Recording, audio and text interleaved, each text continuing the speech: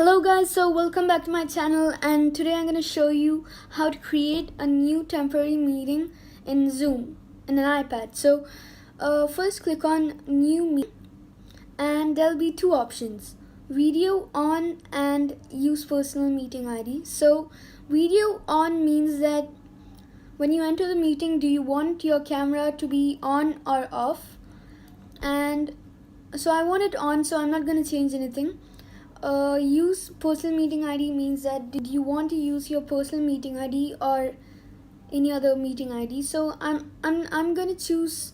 I'm not gonna use my personal meeting ID. So I'm not gonna say anything. Start a meeting, and it's connecting.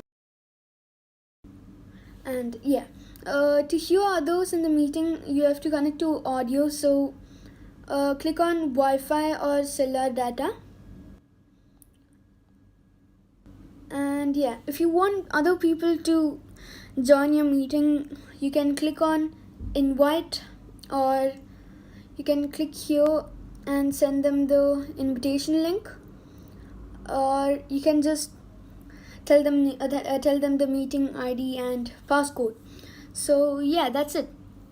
Don't forget to subscribe, like, and share this video. Bye.